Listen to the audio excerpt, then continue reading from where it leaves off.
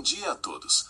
Vamos começar nossa jornada pela arquitetura da coluna vertebral, mas esqueçam aquela imagem estática e simplista dos livros de anatomia.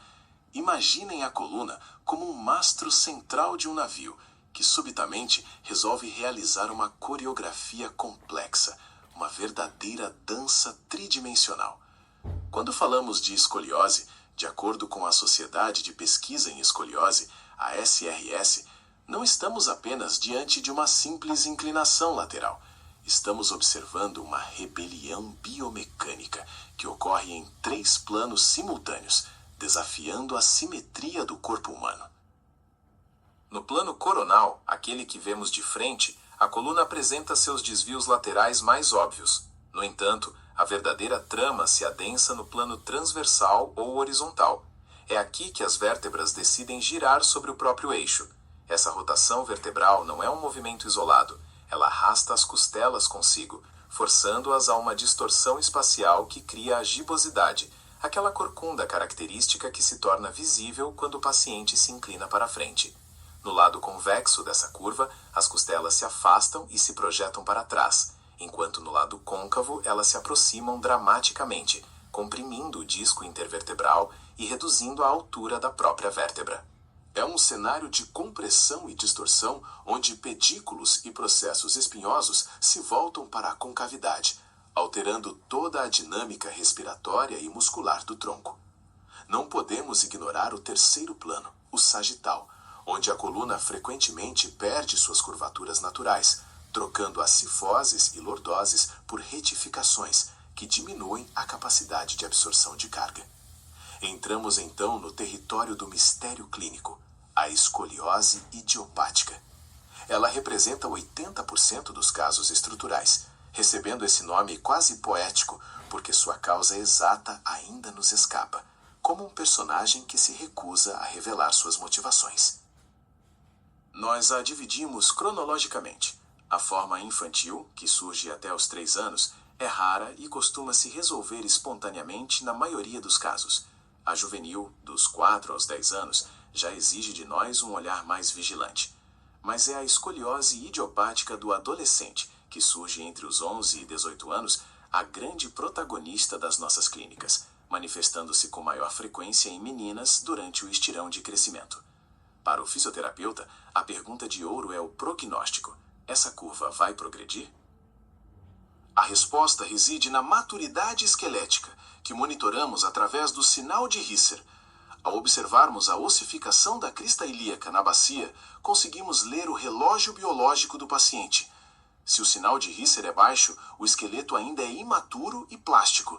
Há muito crescimento pela frente, e a curva tem tempo de sobra para se tornar gananciosa e aumentar.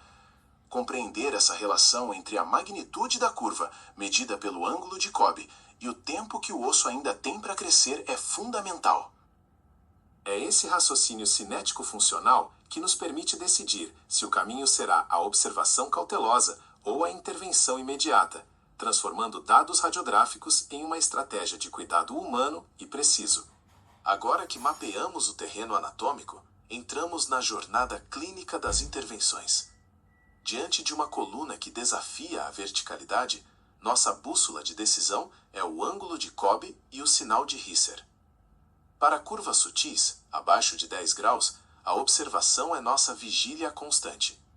No entanto, quando a curvatura ultrapassa os 10 graus e entra na zona de 10 a 25 graus, a fisioterapia especializada deixa de ser coadjuvante e assume o protagonismo absoluto. É aqui que o raciocínio cinético-funcional se torna vital. Imagine o sinal de Risser como um relógio biológico. Quanto mais imaturo o esqueleto, especialmente nos estágios 0 a 2, mais urgente e vigorosa deve ser nossa ação para evitar que a deformidade progrida durante o estirão de crescimento. Quando entramos no território das curvas entre 25 e 45 graus, as órteses entram em cena, como o colete de Milwaukee ou o de Boston. Elas não são meras armaduras estáticas. Funcionam como lembretes táteis mecânicos que exigem do paciente uma convivência disciplinada de até 23 horas por dia. O colete atua como um andaime ortopédico, aplicando forças externas para conter a progressão enquanto a biologia do crescimento ainda é uma variável ativa.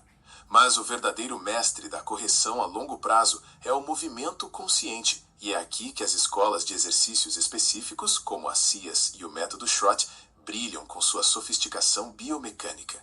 A escola CIAS, ou abordagem científica de exercícios para a escoliose, nos ensina a arte da autocorreção ativa. Não se trata apenas de fortalecer músculos isolados, mas de uma verdadeira reprogramação do controle neuromotor e da percepção espacial. O paciente é treinado para realizar microajustes posturais que desafiam a curva nos 3 planos anatômicos simultaneamente.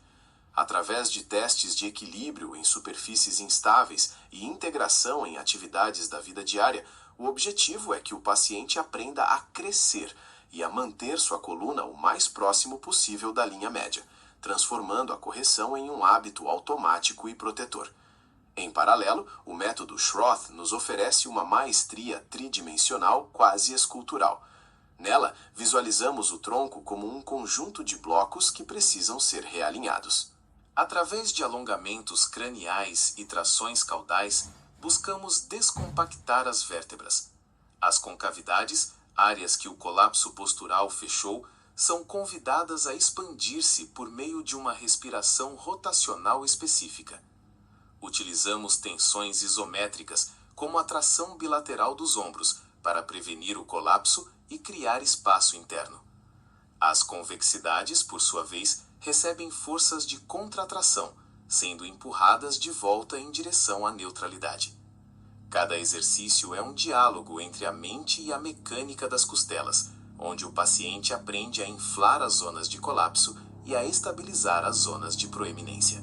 O sucesso terapêutico reside na transição da teoria para a pele.